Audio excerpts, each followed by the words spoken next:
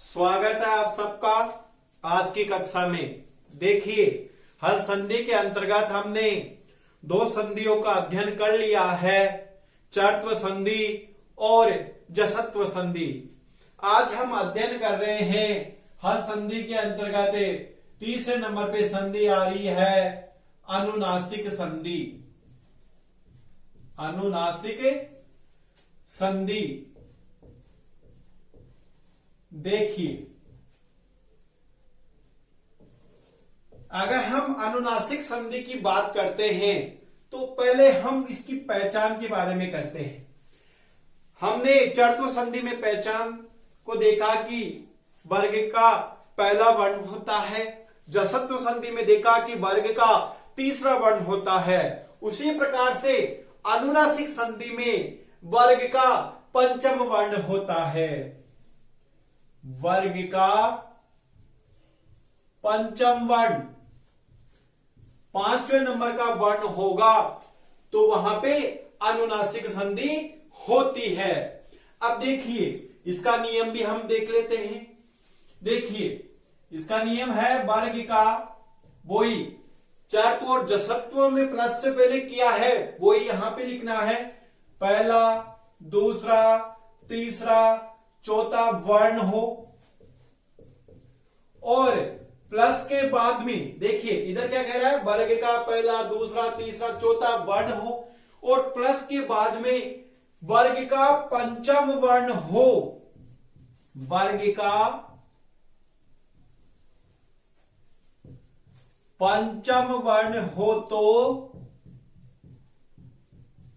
देखिए इन्हीं के स्थान पे पंचम वर्ण हो तो उसी के स्थान पे, उसी का किसका, अगर पहला वर्ण आ रहा है या दूसरा वर्ण आ रहा है किसी भी वर्ग का, तो उसी वर्ग के स्थान पर, इनके स्थान पर उसी वर्ग का पंचम वर्ण हो जाता है। उसी वर्ग का, अब देखिए कौन सा हो जाता है, पंचम वर्ण।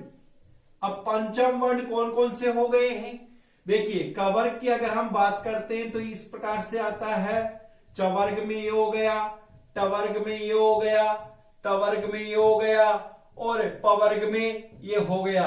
ये पंचम वर्ण आ गए हैं, पांचों वर्गों के पांच यहां पे पंचम वर्ण आ गए हैं। हो जाता है, हो जाता है। अब देखिए यहां पे एक समस्या हो गई है। जब हम जसत्व संधि पढ़े थे ना तो वहां पे क्या आया था, प्लस के इधर तो यही था लेकिन प्लस के उधर वहां पे भी पंचम वर्ण था। बोले ये स्थिति होगी तो जसत्व संधि होगी। अब यहां पे भी हमने नियम में यहां पे पंचम वर्ण लेके आ गए, तो अब ये समस्या हो गई कि यहां पे जसत्व संधि का नियम है ये या फिर अनुनासिक संधि का। देखिए ये नियम अनुनासिक संधि का ही है लेकिन जसत्व का भी है, दोनों ही संधियां होती है इस नियम में। तो अतः हम कह सकते हैं कि जो ये पंचम वर्ण होता है ना यहाँ पे, ये विकल्प से होता है। किससे होता है, विकल्प से। विकल्प का तात्पर्य हो गया वही दो रूप बनेंगे। जहां पे भी विकल्प शब्द अगर नियम में आ जाता है तो समझ लेना दो रूप बनेंगे।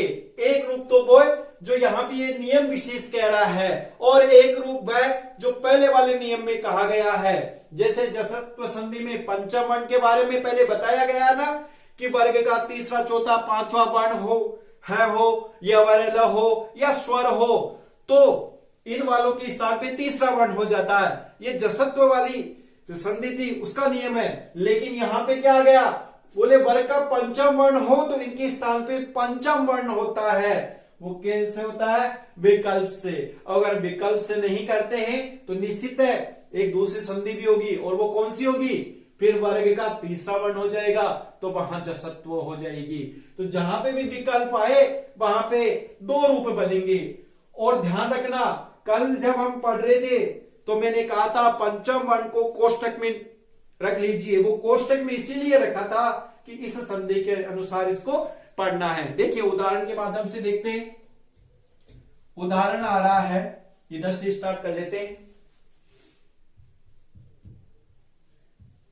जगत प्लस नाथ है। देखिए उदाहरण पहले हम इस नियम से देखते हैं, क्योंकि विकल्प से कर रहा है ना, तो पहले वाला रूप ये बनाते हैं। देखो यहां पहला वर्ण आ रहा है, ध्यान दीजिए इस संधि में अधिकतर पहला या तीसरा ही वर्ण आता है, या तो पहला वर्ण होगा या फिर तीसरा वर्ण होगा। तो देखिए जगत प्लस नाथ आया, पंचम वर्ण आ रहा है, इधर तय आ रहा है, हलंत आ रहा है, पहला वर्ण आ रहा है, तो निश्चित यहां अगर पंचम वर्ण आ रहा है तो इसको भी पंचम वर्ण में लेना है। अब देखो पंचम वर्ण कौन सा करना है, उसी वर्ग का। उसी वर्ग का तात्पर्य हो गया यहाँ पे जो वर्ण आ रहा है ना, इसी का ही पंचम वर्ण हमें यहाँ पे करना है। तो देखिए तवर्ग में पंचम वर्ण क्या होगा, अगर हम तवर्ग वाली लाइन बोलते हैं तो इसका पंचम वर्ण न होता है। तो यहां हो गया जगन प्लस नाथ है, और मिलाते हैं तो हमारा रूप बन गया जगन्नाथ है। अब देखिए जगन्नाथ यहाँ पे रूप बना है, लेकिन रूप को बनाने के बाद आपको यहाँ पे अनुनासिक, देखो अनु करके मैं डॉट लगा रहा हूं, इसका मतलब हो गया अनुनासिक संधि है। ये विकल्प से हो रहा है। अगर विकल्प से ये संधि नहीं हो और पंचम वर्ण के स्थान पे अगर दूसरी संधि हो रही है तो फिर जसत्व है। तो फिर क्या हो जाएगा, इस तय के स्थान पे क्या हो जाएगा, तीसरा वर्ण हो जाएगा, क्योंकि जसत्व संधि में तो यही तो था ना, 1/3। तो तय के स्थान पे क्या हो जाएगा, द हो जाएगा।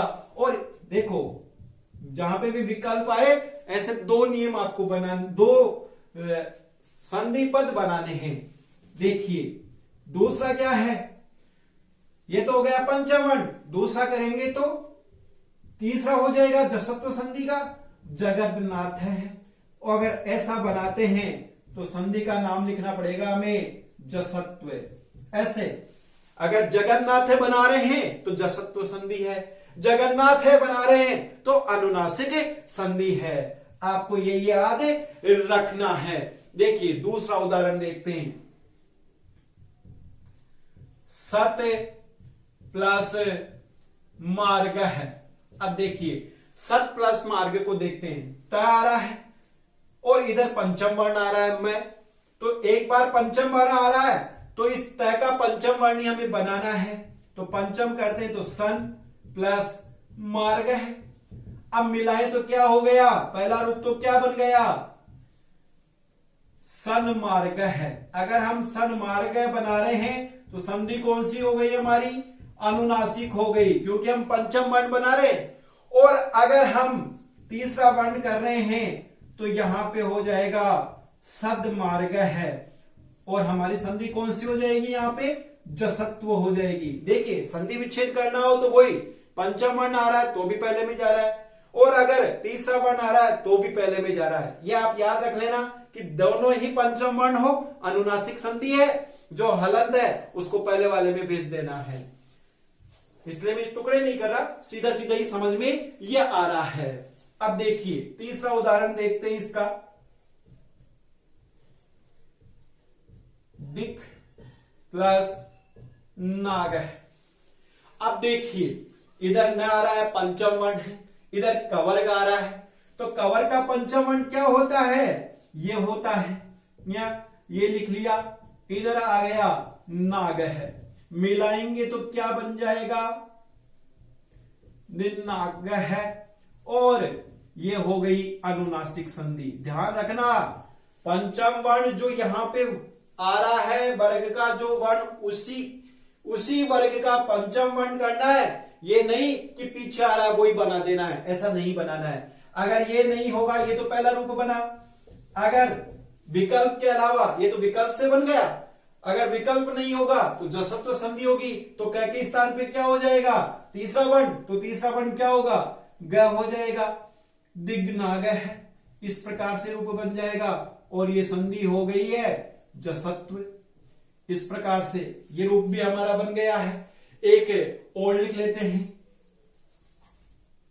नंबर 4 पे, वाक प्लस महिमा।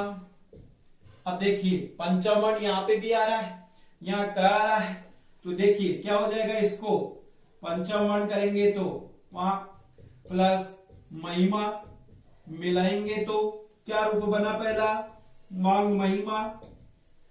ये तो हो गया। अगर हम पंचम वर्ण कर रहे हैं इसको तो अनुनासिक संधि हो गई।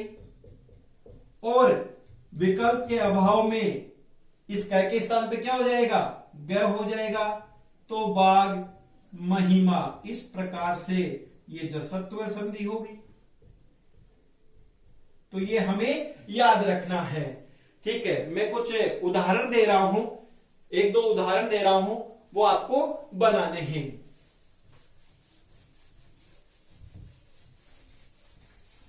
काफी महत्वपूर्ण उदाहरण है, इसलिए वो डायरेक्ट ही बनाना है हमें।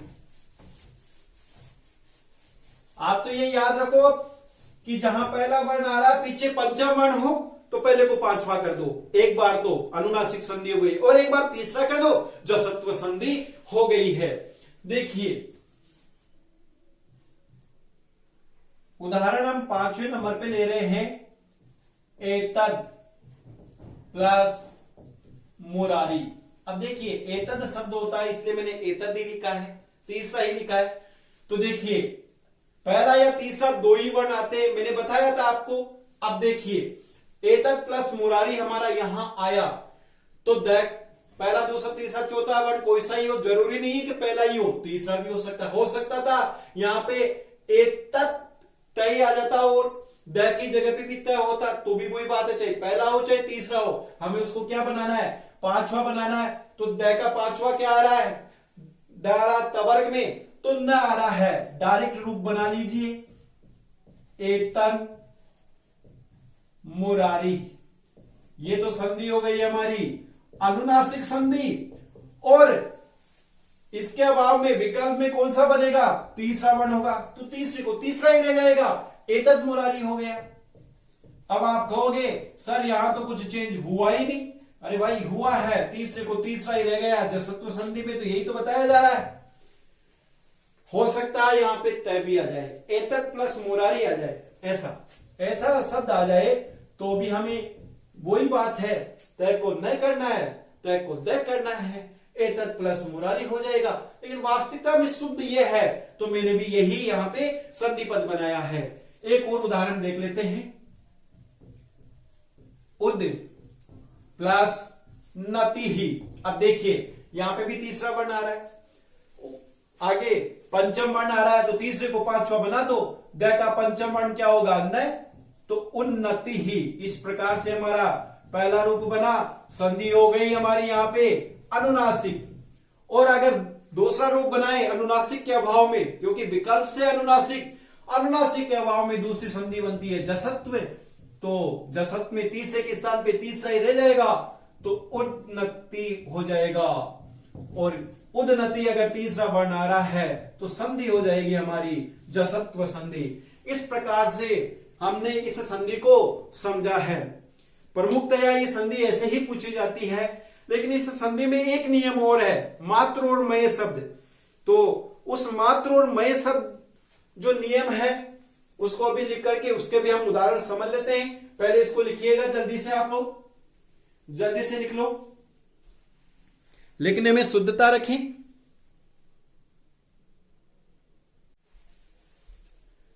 एतद प्लस मुरारी ही रखना आप, तीसरे को तीसरा ही। अब देखिए एक और नियम है इसका, वो भी देख लेते हैं। मात्र या मय, देखो दो शब्द आ रहे हैं यहां पे, एक आ रहा है मात्र और एक आ रहा है मय। मात्र और मय शब्द अगर हो तो अनुनासिक कार्य नित्य होगा, वहां विकल्प से नहीं होगा।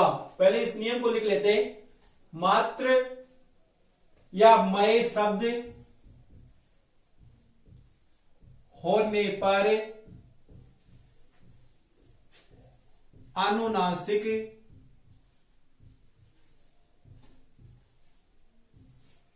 कार्य नित्य होगा।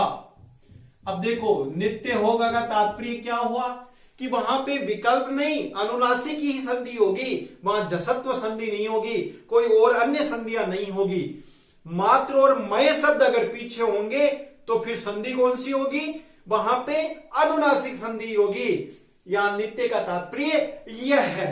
देखिए उदाहरण समझते हैं। उदाहरण आया, पहला उदाहरण हमारा उधर से देख लेते हैं, लिखने में आसानी रहेगी। तद प्लस मात्रम। अब देखिए मात्रम, मात्र शब्द आ गया पीछे, ये तो संधि पद का कार्य है और इधर तद आ रहा है, नियम वही है, पहला दूसरा तीसरा चौथा वर्ण होना चाहिए। तो देखिए अब इसको क्या होगा, पंचम वर्ण करना है। अब पंचम वर्ण कौन सा करना है, उसी नियम वो ही लागू है जो हमने पहले पढ़ा था, बस उसमें पीछे क्या चेंज कर दिया, पंचम वर्ण की जगह पे कि मात्र और मय शब्द लिख दिया। बोले अगर ये शब्द होंगे तो अनुनासिक कार्य नित्य होगा, तो इस द के स्थान पे क्या होगा, पंचम वर्ण द का वही न हो जाएगा। तो क्या बन गया हमारा, तन्मात्रम। संधि पद क्या बन गया हमारा, यहाँ पे तन्मात्रम बन गया है। और संधि विच्छेद करना हो तो जहां न है उसको वापिस तीसरा वर्ण बना दो, तद प्लस मात्रम, ऐसा का ऐसा ही सीधा का सीधा रूप हो गया है। दूसरा रूप देखते हैं,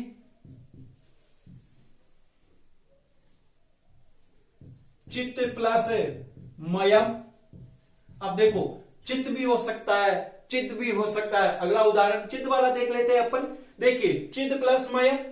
अब चित्त प्लस मयम में क्या होगा, ता आ रहा है, पीछे मयम आ रहा है, मय शब्द आ गया है, तो यहां पे भी अनुनासिक संधि होगी, जसत्व नहीं होगी। तो क्या हो जाएगा, क्या रूप बनेगा, तय का पंचम अक्षर क्या है, न, तो चिन्मयम।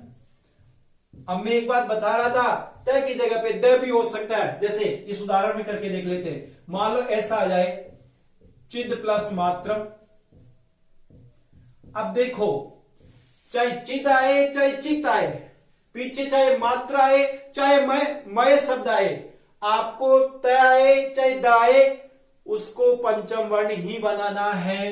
क्या हो जाएगा, द के स्थान पे पंचम वर्ण चिन्ह मात्रम, और संधि विच्छेद करेंगे तो वही चिद प्लस मात्रम। अब आप कह रहे हो कि सर वहां पे अगर हम संधि विच्छेद करें, मान लो यही उदाहरण आ गया, तो हम चिद प्लस मात्रम करें या चित प्लस मात्रम करें, ये बड़ी समस्या आप लोगों के लिए हो गई है। देखिए वहां ऑप्शन में एक ही आएगा, दो नहीं आएंगे। ये समझाने की दृष्टि से मैंने आप लोगों को यहां बताए हैं, बाकी शब्द रूप की दृष्टि से मैंने हर संधि नाम की जो अपन ने कक्षा पढ़ी थी उसमें मैंने पहले पूरी बातें बता दी है। तो इसमें आप कंफ्यूजन ना हो, दोनों में से एक ही वहां ऑप्शन में वह देगा, दोनों नहीं देगा। ऐसे ही उदाहरण आ रहा है अगला, वाग प्लस मय है। अब देखिए म आ रहा है पीछे, मय शब्द आ गया, वाक आ रहा तो अनुनासिक कार्य नित्य होगी, तो अनुनासिक कार्य नित्य होगा तो कै के स्थान पे क्या होगा, न वाग्मय है। इस प्रकार से हमारा संधि पद बना। संधि विच्छेद करेंगे तो इसको वापिस तोड़ दीजिएगा, पंचम के स्थान पे पहला वर्ण हमारा हो जाएगा। अब देखिए इसके जगह पे मात्र शब्द भी रख सकते हैं, वाक प्लस मात्रम, क्या हो जाएगा यहां पे भी वांग मात्रम, क्योंकि पीछे मात्र शब्द आ रहा है, के स्थान पे नित्य अनुनासिक कार्य होगा। अब देखिए एक महत्वपूर्ण उदाहरण में लिखा रहा हूं यहां पे, ये उदाहरण जो है ना बहुत सी पुस्तकों के अंदर बहुत ज्यादा गलत हमें मिलता है, इसको यहीं पे समझ लीजिए। मृत प्लस मयम आ रहा है तो निश्चित है पंचम वर्ण हमारा होगा, तो पंचम वर्ण होगा तो द के स्थान पे क्या होगा, न होगा हलंत वाला, और मयम पीछे जुड़ जाएगा। तो हम इसको लिपि में इस प्रकार से लिख लेते हैं, मृण्मयम, ये हमारा संधि पद बनेगा। अब बहुत सी जगह पे इस उदाहरण को कैसे लिखा हुआ मिलता है, ये ऐसा लिखा हुआ मिलता है मृण्मयम। यहां पे इस री की वजह से न को अण कर देते, तो ये गलत है। यहां हमें संधि के अनुरूप ही रहना है, अनुनासिक कार्य ही करना है। अब अनुनासिक कार्य के अनुसार ये हुआ है, हम इसको मृण्मयम नहीं बना सकते, यहां पे हम मृण्मयम ही होगा, अण कार्य नहीं होगा। तो थोड़ा ये कंफ्यूजन मिलता है बहुत सी पुस्तकों में, उसको भी आप दूर कर लीजिएगा। द के स्थान में यहां पे क्या होगा, नहीं होगा। इस प्रकार से ये हमारी संधि पूरी हो गई है। देखो इस संधि में क्या देखा हमने, नियम क्या आया, वर्ग का पहला दूसरा तीसरा चौथा वर्ण हो प्लस से पहले, और प्लस के बाद में अगर वर्ग का पंचम वर्ण हो तो इस पहले दूसरे तीसरे चौथे के स्थान पे पंचम वर्ण हो जाता है उसी वर्ग का, वो भी कैसे, विकल्प से। अब जहां पे भी विकल्प शब्द आए ना तो निश्चित है दो रूप बनेंगे, क्योंकि एक तो इस संधि का और विकल्प के अभाव में ये नियम पहले कहां आया है उसके अनुसार।